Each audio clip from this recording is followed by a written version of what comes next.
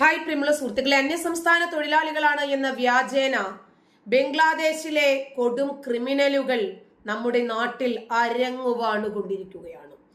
അവരുടെ രാജ്യത്ത് ഒരുപാട് ക്രിമിനൽ കുറ്റങ്ങൾ ചെയ്തിട്ട് രക്ഷപ്പെടുന്നതിനു വേണ്ടി പല തെറ്റായ മാർഗത്തിലൂടെയും അനധികൃതമായി നമ്മുടെ രാജ്യത്തേക്ക് നുഴഞ്ഞു കയറിയിരിക്കുന്ന ഈ ഭീകരരെ പിടിക്കാൻ ഇപ്പോൾ എല്ലാ സംസ്ഥാനങ്ങളിലും ഉടനീളം വല വിരിച്ചു കഴിഞ്ഞു കേന്ദ്ര സർക്കാരിന്റെ അണ്ടറിൽ തന്നെ. ഇപ്പോ ഓരോ ഭാഗത്തു നിന്നും പിടിക്കപ്പെടുന്ന ക്രിമിനലുകൾ കൊടും ക്രിമിനലുകളായിരുന്നു ബംഗ്ലാദേശിലെ. ഇതാണിപ്പോൾ തിരിച്ചറിയുന്ന വസ്തുത. ഒരു ബംഗ്ലാദേശിയെ വിവാഹം കഴിച്ചു, ഒരു ബംഗ്ലാദേശി സ്ത്രീയെ. എന്നിട്ട് അയാളെ ഈ ബംഗ്ലാദേശി സ്ത്രീ ബംഗ്ലാദേശിലേക്ക് കൊണ്ടുപോയി. അവിടെ കൊണ്ടുപോയിട്ട് ഇയാൾ ഹിന്ദു ആണ് എന്ന് പറഞ്ഞിട്ട് അവരെല്ലാവരും ചേർന്ന് ഇയാളെ ക്രൂരമായി ആക്രമിച്ചു. അങ്ങനെ അയാൾ തിരിച്ച് നമ്മുടെ നാട്ടിലെത്തിയ ശേഷം എൻ്റെ നാട്ടിൽ ഒരൊറ്റ ബംഗ്ലാദേശിയെ പോലും ജീവിക്കാൻ അനുവദിക്കില്ല എന്ന് പറഞ്ഞ് അയാളുടെ ജീവിതം തന്നെ ബംഗ്ലാദേശികളെ കണ്ടെത്തുന്നതിനും രഹസ്യമായി ഇന്റലിജൻസിന് വിവരം നൽകുന്നതിനും വേണ്ടി മാറ്റിവെച്ചതിന്റെ അടിസ്ഥാനത്തിൽ 4000 ബംഗ്ലാദേശികളെയാണ് നമ്മുടെ രാജ്യത്ത് നിന്നും ആ ഒരു വ്യക്തി മാത്രം ഇന്റലിജൻസിന് റിപ്പോർട്ട് ചെയ്തത്. ഒരു വ്യക്തി മാത്രം. അപ്പോൾ എത്ര കണക്കിന് ബംഗ്ലാദേശികൾ നമ്മുടെ രാജ്യത്തുണ്ട് എന്നൊന്ന് ആലോചിച്ച് നോക്ക്. വളരെ പെട്ടെന്ന് തന്നെ കണ്ടുപിടിക്കുവാണ് ഇത്രയും ആളുകളെ. അപ്പോൾ 4 ലക്ഷമാണോ 40 ലക്ഷമാണോ? എത്ര ബംഗ്ലാദേശികളാണ് നമ്മുടെ രാജ്യത്തുള്ളത് എന്ന് ആലോചിച്ച് നോക്ക്. ഇപ്പോൾ ആലുവയിൽ നിന്ന് 1 മാസം മാത്രം പ്രായമായ കുട്ടിയെ തട്ടിക്കൊണ്ടുപോയ ഇതര സംസ്ഥാന തൊഴിലാളികളാണ് ഇപ്പോൾ അറസ്റ്റിലായിരിക്കുന്നത്. ആസാം സ്വദേശിയാണ് എന്ന് പറയപ്പെടുന്ന ഒരു ഭിന്നലിംഗക്കാരിയായ റിങ്കി എന്ന 20കാരി. ഇവരുടെ കയ്യിലുള്ള ഐഡികള് ആസാമിയുടേതാണ്.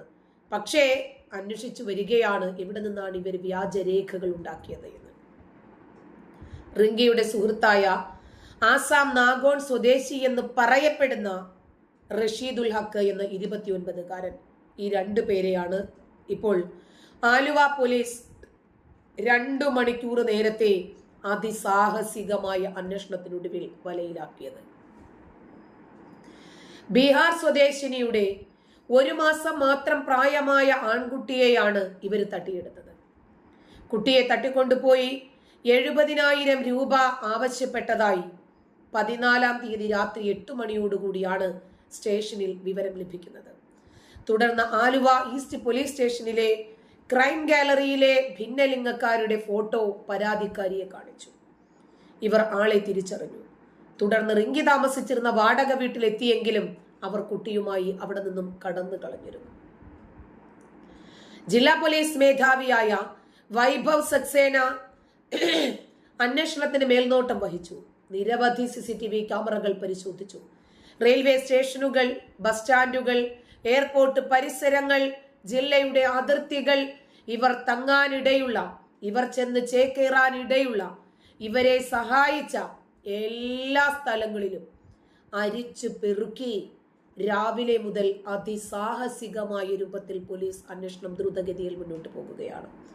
ഇതിനെ തുടർന്ന് രാത്രി 10 മണിക്ക് കൊരട്ടി ഭാഗത്ത് വെച്ച് പ്രതികൾ സഞ്ചരിച്ചിരുന്ന വാഹനം തടഞ്ഞു നിർത്തി പ്രതികളെ പോലീസ് പിടികൂടുകയായിരുന്നു. കുട്ടിയെ തൃശൂരിൽ നിന്നും ആസാമിലേക്ക് കൊണ്ടുപോകാനായിരുന്നു പ്രതികൾ ലക്ഷ്യമിട്ടിരുന്നത്. DYSP R Rajesh, inspector MM Manjudas, SI മാരായിട്ടുള്ള K Nandakumar, SS Srilal, Sayed Muhammad, BM Chithuji, Sujo George Antony, CPO മാരായിട്ടുള്ള Shibin K Thomas, Rajesh, KI Shihab, Muhammad Shaheen, Aravind Vijay, PA Noufal, NA Muhammad Ameer, Mahin Shah Abubakar, KM Manoj, ഇവരായിരുന്നു അന്വേഷണ സംഘത്തിൽ പ്രധാനപ്പെട്ട പങ്കുവഹിച്ചവർ. ഇവരുടെ എല്ലാവരുടെയും പേര് എടുത്തു പറയാതെ തരമില്ല. കാരണം ഓരോരുത്തരും ആ 1 മാസം പ്രായമായ കുഞ്ഞ് സ്വന്തം കുഞ്ഞാണ് എന്ന രൂപത്തിൽ ആത്മാർത്ഥമായി അന്വേഷണം നടത്തിയതിന്റെ പേരിൽ മാത്രമാണ് പ്രതികളെ പിടിക്കാൻ സാധിച്ചത്. അതല്ലെങ്കിൽ തൃശ്ശൂരിൽ നിന്നും ഇവർ ആസാമിലേക്ക് കടത്തി കഴിഞ്ഞാൽ പെറ്റ തള്ളയ്ക്കു പോലും ഈ കുഞ്ഞിനെ തിരിച്ചറിയാൻ സാധിക്കാത്ത വിധം ഇവർ രൂപമാറ്റമുണ്ടാക്കും. പ്രതികളെ കോടതിയിൽ ഹാജരാക്കി റിമാൻഡ് ചെയ്തിട്ടുണ്ട്. ചിന്തിക്കണം, നമ്മുടെ നാട്ടിലെ ഓരോരോ കുറ്റകൃത്യങ്ങൾ ചെയ്യുന്നതിനു വേണ്ടി ഈ നാട്ടിലുള്ള ആളുകൾ തന്നെയാണ് അവർക്ക് എല്ലാവിധ സഹായ സഹകരണങ്ങളും ചെയ്തു കൊടുത്ത് വ്യാജ വ്യക്തിപരമായിട്ടുള്ള രേഖകൾ, ബാങ്ക് അക്കൗണ്ടുകൾ, താമസ സൗകര്യങ്ങൾ, ജോലി സാധ്യതകൾ, സാഹചര്യങ്ങൾ, അതുപോലെ ഇത്തരം ക്രിമിനൽ കുറ്റങ്ങൾ ചെയ്യാനുള്ള വഴികൾ വെട്ടിക്കൊടുക്കുക തുടങ്ങിയതെല്ലാം ചെയ്തത്. ശരിക്കു പറഞ്ഞാൽ കപ്പലിനകത്തുള്ള വെള്ളമല്ലേ ഇന്ത്യ എന്ന കപ്പലിനെ മുക്കിക്കൊണ്ടിരിക്കുന്നത്. ഇവർ അന്യ സംസ്ഥാന തൊഴിലാളികളാണ് എന്ന രൂപത്തിലുള്ള രേഖകൾ ഇവരുടെ കയ്യിലുണ്ട്. പിടിക്കപ്പെട്ട എല്ലാ ബംഗ്ലാദേശികളുടെയും കയ്യിൽ ബംഗാളിലെയും ആസാമിലെയും ബീഹാറിലെയും യു പിയിലെയും ഒക്കെ വ്യക്തിഗത രേഖകൾ ഉണ്ടായിരുന്നു. പക്ഷേ സൂക്ഷ്മമായ പരിശോധനയിലാണ് ഒറിജിനലിനെ വെല്ലുന്ന വ്യാജന്മാരാണ് ഇവരുടെ കയ്യിലുള്ളത് എന്ന് തിരിച്ചറിയുന്നത്. ഇപ്പോ NIA വലവിരിച്ചത് കൊണ്ട് തന്നെ ഇതുപോലെയുള്ള 100 കണക്കിന് ആളുകളെ പൊക്കിക്കൊണ്ടിരിക്കുന്നു. 1000കണക്കിന് ആളുകളെയാണ് ബംഗ്ലാദേശിലേക്ക് തിരിച്ചയച്ചു കൊണ്ടിരിക്കുന്നത്. നമ്മുടെ ജയിലുകളിൽ കഴിയുന്ന അന്യസംസ്ഥാന തൊഴിലാളികൾ എന്ന വ്യാജേനയുള്ള ബംഗ്ലാദേശികളുടെ എണ്ണവും കുറച്ചല്ല. 8 വർഷത്തോളമായി ഇന്ത്യയിൽ തങ്ങിയ ബംഗ്ലാദേശിയാണ് ഇന്നിപ്പോൾ പിടിയിലായിരിക്കുന്നത്. റൗജാൻ ജില്ലയിലെ നോവര ഗ്രാമത്തിലെ തപൻദാസ് എന്ന 37കാരനെയാണ് മുനമ്പം പോലീസ് ഇപ്പോൾ അറസ്റ്റ് ചെയ്തത്.